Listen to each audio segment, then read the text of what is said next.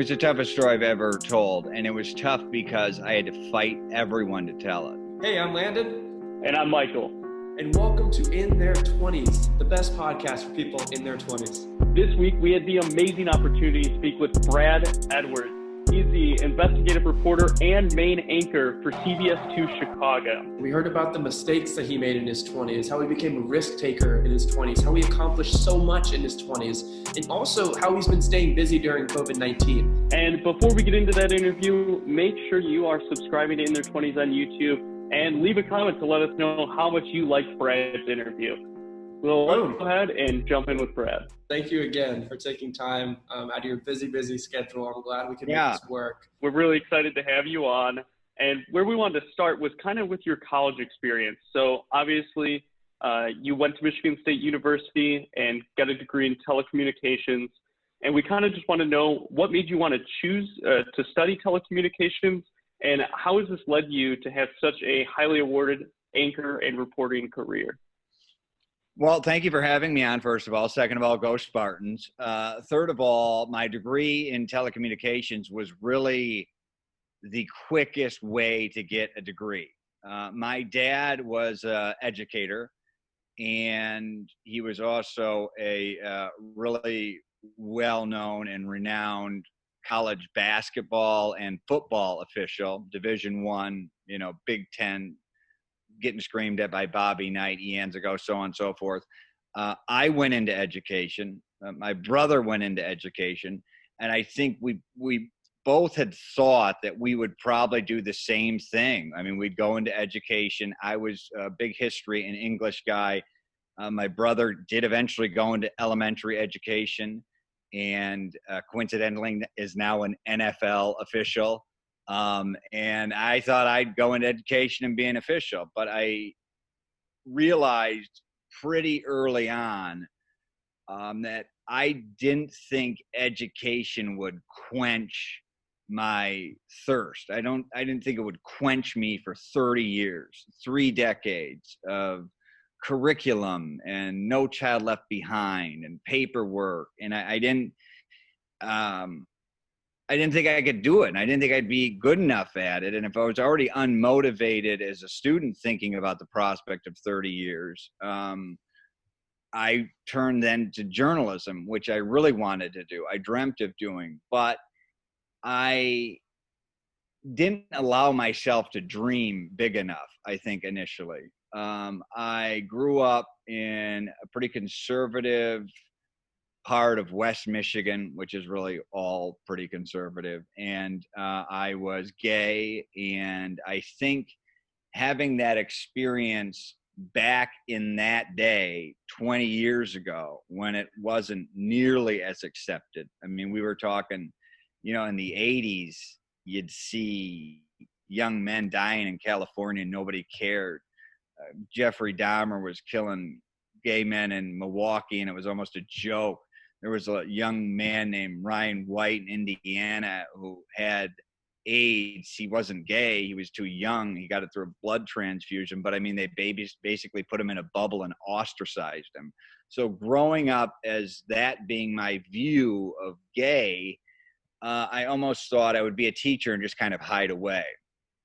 So I didn't allow myself to dream big enough to be a journalist. And then when I came out to my parents and had probably the most wonderful coming out experience you could possibly have, and they completely supported me, I switched my degree at that point in time to telecommunications, which would then be basically my fastest track after kind of wasting this education 2 years. It'd be my fastest track to graduate. And by the time I graduated, which was, almost in 3.5 years, I was already reporting and anchoring at the CBS station in Lansing, Michigan.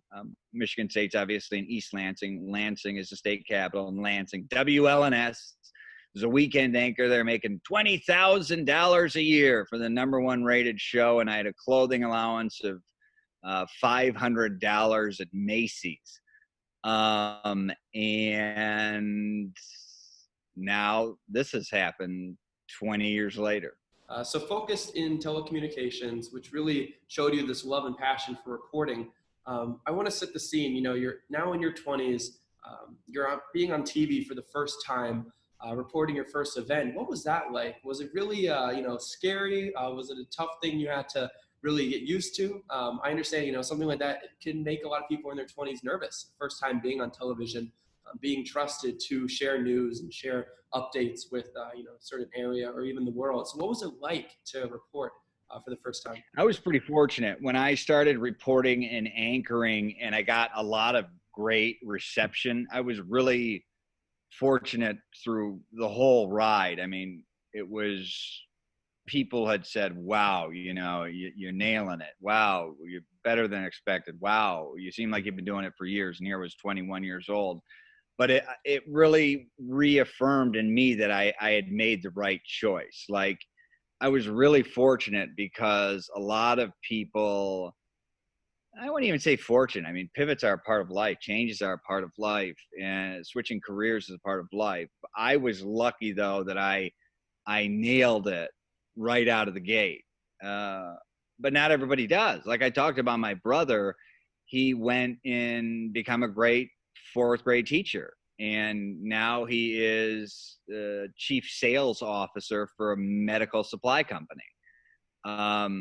People have to make changes. I was fortunate in my career in that right out of the gate, I knew this was what I wanted to do. I'd always loved storytelling, and I had loved the prospect of changing lives and holding people accountable. And, I think growing up gay in part gave me a bit of a chip on my shoulder, and it served me incredibly well when it comes to what I believe journalism is for, and that is holding people accountable, giving people a voice, changing policies, changing laws, righting wrongs. I believe, no matter what media turns into, whether it's TikTok or Snapchat, the microphone, whether it's embedded in a device or whether it's a stick mic with a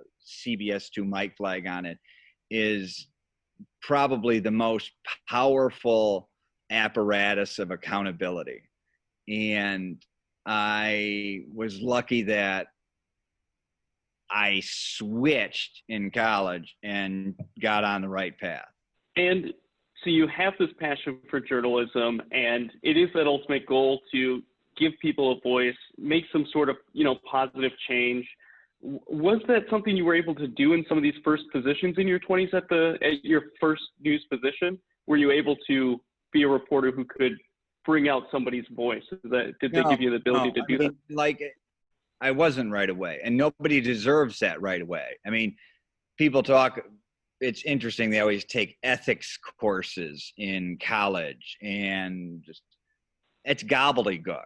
I'll tell you what your ethics are. Your ethics in your first job are going to be what your boss tells you, because they've got the experience, and you listen. And then hopefully you're good enough to one day become a part of that conversation.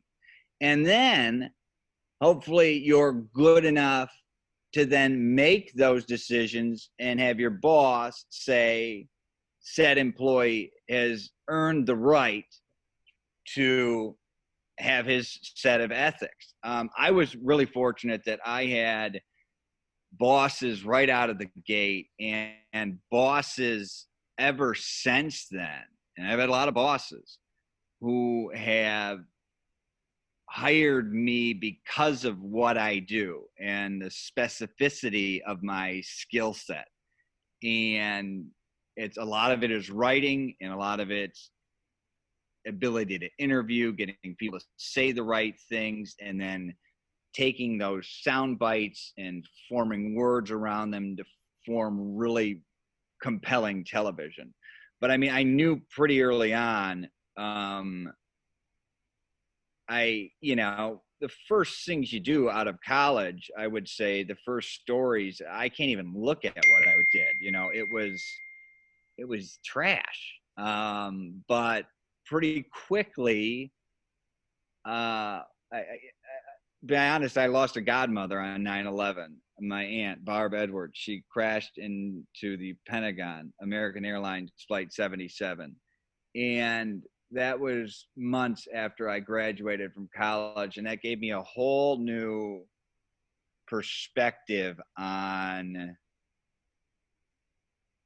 writing and storytelling and interviewing. It's like all of a sudden I went from this recently college graduated smug 22-year-old to a young man with empathy and the ability to relate to the losses that I was often covering, which was critical to my journalistic growth. Of course. So you mentioned one of the stories, post-grad story having to do with your aunt that really, would go on to shape your career, provide a lot of, experience to you. When thinking back to your 20s, what was another very challenging or thought-provoking piece or story that you had an opportunity to report on? It could be something sad, motivational, happy, but what is a story that in your 20s, again, you worked on that you still occasionally think of to this day?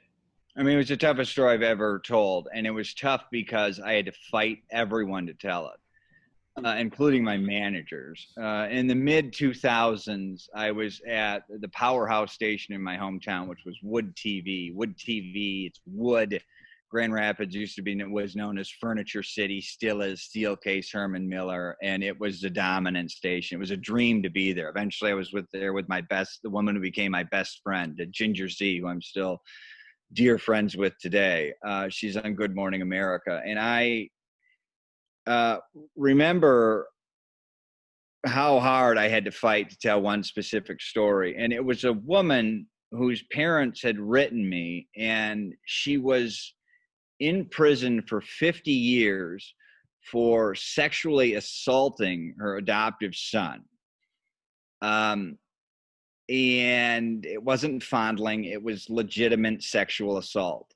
And I started looking into the case, and I just thought there's just no way she did this. But she was a bad witness. She was poor. She had drug problems in the past, and we were at the absolute zenith of sex offender hysteria. You guys probably won't remember, but in 2005, right around that time, the sex offender registry came out. So all of a sudden, all these people had been hiding for years were online, and you'd type in a zip code and you'd see where they were in relation to you. This was when it was brand new. I mean, sex offender hysteria was rampant, and laws started popping up. They got to be 500 feet from school, this and that. And here I am going to my boss saying, hey, this woman is a convicted sex offender, pretty freshly in prison now for 50 years, but I'm pretty sure she didn't do it. And my boss was just not having any of it. And I kept digging, and I kept pushing, and I kept digging. I finally got her adoptive son, who was the one who lodged the complaint, to do an interview with me, not only recanting, but I found in police documentation basically why he recanted. It's because he had sexually assaulted his own niece. And then to get out of that, he said, well, my mom did it to me. And that started the ball rolling that put a woman away for 50 years. And eventually I was allowed to do the story. And this justice system is a giant apparatus, and it takes a long time to correct itself. But she is now out of prison, was released, was completely cleared, was given several $1 million, and now lives on a lake in mid-Michigan. Your 20s are a gift in that you can take some pretty bold moves, almost stupid moves. Like, this was not an economically wise choice for me. And by economically, I mean, it took too much of my time. It cost me a lot of capital with management. It didn't get resolved right away. It's not like I did the story and she's released. It then had to go. It took 6 more years to make it happen. it wasn't I got a lot of angry email, like, why are you even doing this story? But it was a sense of righteous indignation that I needed to try to right this wrong. And I've admired some great journalists along the way. A lot of, the guys in 60 Minutes, and I'm so proud to work for now that same, television organization. But it has always been a plume in the cap of a journalist when you can say you freed someone from prison. That wasn't the sole motivation, but it was one of the, I can't tell you how proud I am that it happened, that I did it. And I don't know at 41 now if I could even do it again. Thank you for giving us an opportunity to share your story on our podcast. My follow-up to that would be, since you were early, in your 20s when this all happened, what's your advice, when you have older people, let's say the company or, reporting desk that you're at, maybe telling you or even advising you not to, look into this story, but you in your heart, knew that you really had to get to the bottom of this. What's kind of like middle ground there where, you have the skills to take this story on, you have the capacity to figure out the truth. You don't want to, of course, like ruin relationships, but you really want to push forward and figure this out. What's the middle ground there? I mean, it's a delicate dance, but you always have to listen to yourself, and you have to remember, if your heart's in the right place, you can never go wrong. My heart was to right a wrong that society had done. So worst case scenario, what was going to happen? Always got to think of worst case scenario. And then you also have to realize older people are there. Yes, they are wiser. Yes, they have great gifts for us, but also they are safer. Also, they don't have the collective energy. Also, they don't have necessarily the knowledge, the savvy. You have to, it's a beautiful thing when you learn these things. But it takes years to hone. And I still don't know it. I can't say this is the answer, because if I did, I'd write a silly little 7-step book and it'd sell a couple million copies and it'd just be silliness anyways. But it is a constant learning process. But I tell you what, if you don't push the envelope, if you don't pressure your boss, if you're not part of the conversation, you're in the wrong business, or you're doing it wrong, or you're not going to make it to where you want to make it. And everyone burns out too. And you got to push through burnout. I got burned out many times in my career, and it often had to do with dealing with people. I talk with people on the first day that they go see a psychiatrist about 2 years from then. I'm there knocking on their door. Loss of a soldier, loss of a loved one, and there was so much loss. I had to almost recalibrate the feeling of the emotion and make it like a scientific study. And to me, it is one of the most fascinating things you can view. It is how drastically differently people react to the same input, and that input is tragic loss. And I lost my father in my 20s, and he was my hero and my legend, and a legend, like had his number retired at Central Michigan University Basketball Hall of Fame. And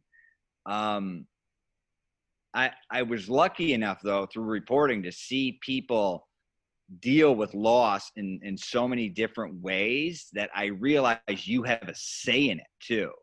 I mean, you'd see people blow through their inheritance. You'd see them get angry. You'd see them get drunk. You'd see them start a nonprofit. You'd see them turn solely to religion. You'd see them get angry with people. You'd see them start loving people. And you realize, though, somewhere in that mix, you have some say in how you deal with not only traumatic loss, but any trauma that's happening right now.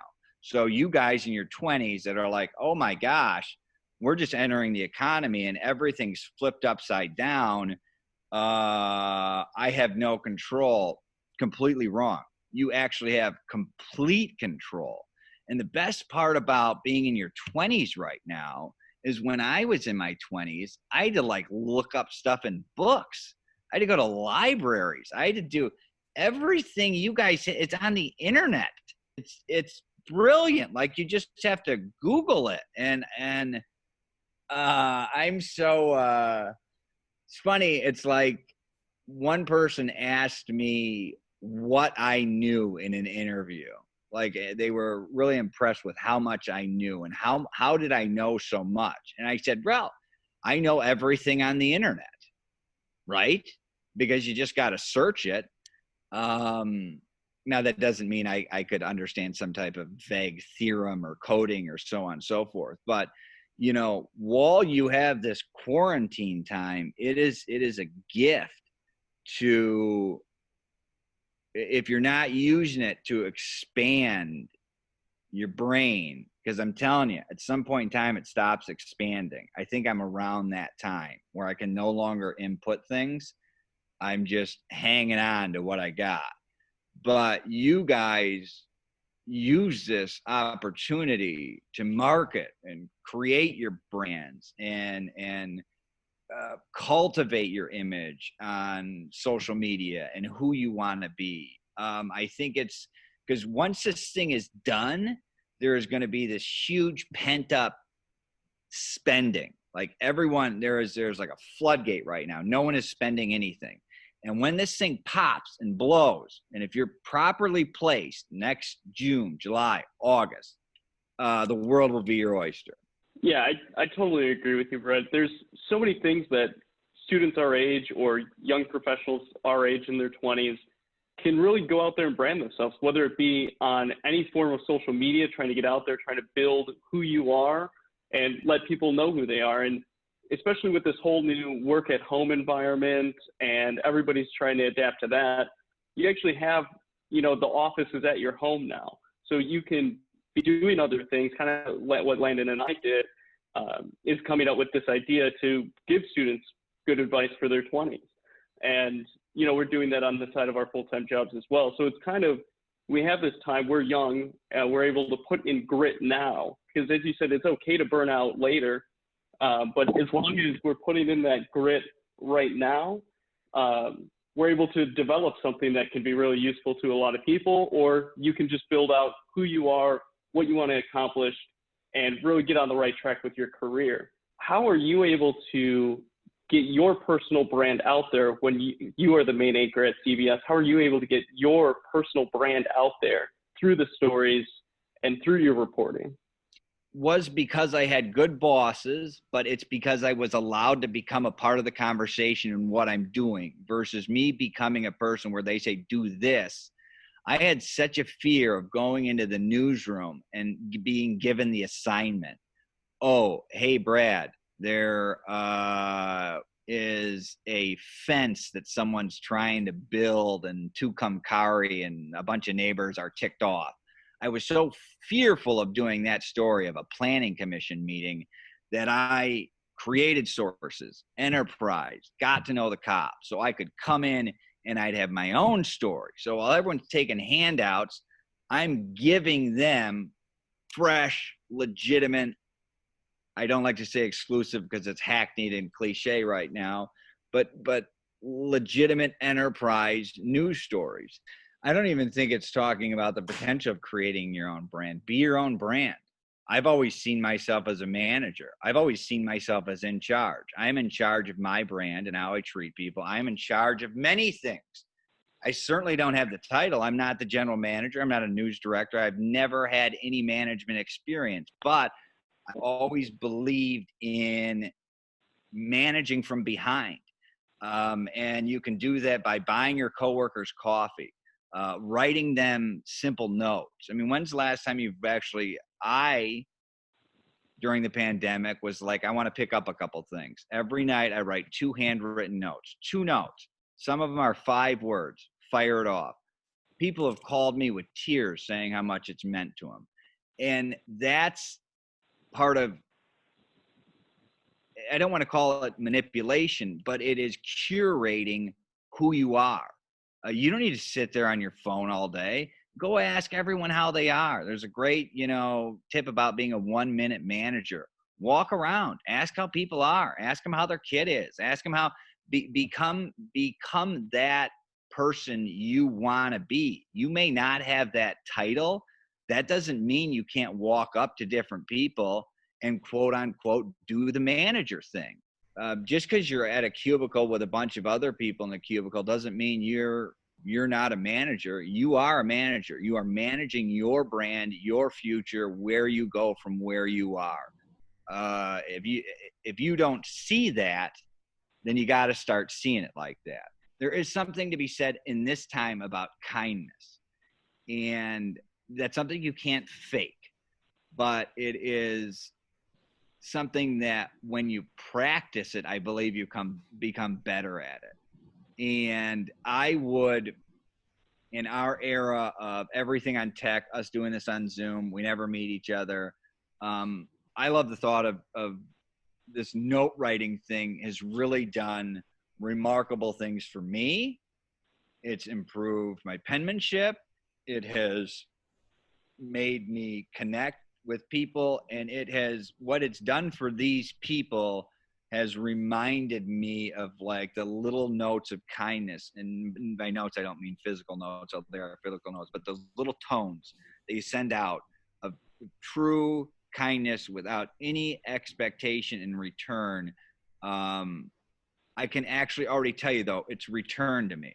It's created business by stories. That was not the intent of it. But it's something to think about. Love that so much, Brad. There are so many ways for people to be working on actively, building their own brands right now, and the work that they're doing. As you mentioned, there are so many different social media platforms as well. I mean, how you present yourself on LinkedIn, Instagram, TikTok. I mean, it really matters. And as you said too, that's going to follow you throughout the rest of your career. So that is something that people really do need to take into consideration, how important it is to have a brand that really emulates what you're trying to bring. I think you need to think about, what is my brand, and then I also think you need to think about, like, what am I also really good at, and drill down on that. Become a master at a couple things, Agree 100%. And we've spoken to a lot of, entrepreneurs, for example, who, they have hands in every area of their business. They understand what's going on, but that doesn't mean you have to be an expert in every single thing. You're supposed to be hiring people who are smarter than you and better than you. Right. But still, you got to understand that. Your expertise needs to be being the CEO. And that is an expertise, and that is a master class in and of itself. And that's also the most important thing of a job of a CEO is hiring the right people who are masters at their own craft. And when they make good hires, then they don't need to babysit them, and they say, oh, don't worry about it. I got Craig and data. Don't need to worry about that anymore. Well, Brad, we could easily say this interview isn't just for students interested in telecommunications, not just for students interested in investigative journalism. It's not telecommunication at all, because here's my thing. It's like, I don't even use that degree. It doesn't even matter. It was, I used it I had to get 4 journalism classes, which were most important to me. And then it was like, I talked to my advisor. I'm like, how do I get out of here fastest? And he's like, we can probably sneak you through TCOM. So yeah, this is not a telecommunications. Yeah, and that's what we enjoyed about this interview, because this interview is for anybody in their 20s. It's just hearing about your unique journey, your unique professional journey, everything that you've learned throughout your 20s, throughout your career, and everything that you've learned throughout this pandemic as well, is really going to be able to help and give so much value to our audience. So thank you. Yeah, and then remember too what we talked about at the beginning. I don't know if it was on, about the spending things. Yes. You don't need to do everything now. Don't buy the new car now. You don't need to go to Mykonos. You don't need to save now. Now is the time to learn to save. If you save, Look it up. You save the $5,000 you can in the Roth IRA. The possibility of compound interest will change your life forever and make your 30s, 40s, 50s, and 60s easier, because Social Security likely isn't going to be there. Don't count on it. But save, because saving also teaches you responsibility, and Yes. it teaches you how to think when you spend. And too many people aren't thinking when they spend, and that has created another whole world of issues. Really, everything you said today is useful for everyone. It's about getting motivated, using the knowledge we have, and focusing in on that, focusing in on areas that you perform well at, and kind of building a team around you to help you with everything else as well. So your advice today has been immensely powerful, and I think our viewers are going to truly enjoy the interview. Yeah, and another thing I would say, like you said, everyone around you, like, love your team. Love your team, your work team. You know, the coworkers you get along with, the coworkers you like, the coworkers you can learn from. Celebrate them, appreciate them, let them know that too, because they're the ones that are going to take you places too. 100%.